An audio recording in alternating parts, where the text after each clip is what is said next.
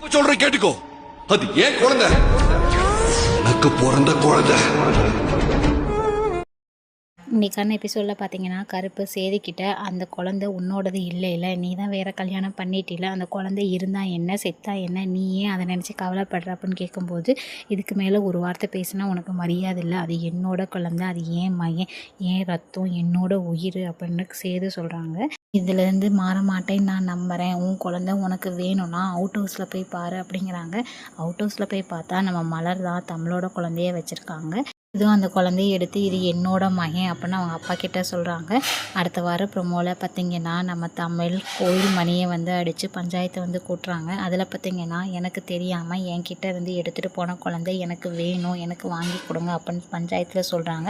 அப்போ பார்த்திங்கன்னா சேது என்னோட குழந்தைய பிரிஞ்சு என்னால் இருக்க முடியாது, எனக்கு என் குழந்தை வேணும் அப்படின்னு சேதுவும் சொல்கிறாங்க. அப்போ பஞ்சாயத்தில் சொல்கிறாங்க 2 குழந்தை கையிலையும் சீட்டு எழுதி போடுறாங்க. எந்த குழந்தை எந்த சீட்டை எடுக்கிறாங்களோ அந்த குழந்தை அவங்கக்கிட்ட அப்படின்னு சொல்லிடுறாங்க. 2 குழந்தையுமே வந்து சீட்டு எடுக்கிறாங்க. யாருக்கிட்ட எந்த குழந்தை போகுதுன்னு அடுத்த ஒரு எபிசோடை நம்ம ஃபுல்லாக பார்த்து தெரிஞ்சுக்கலாம்.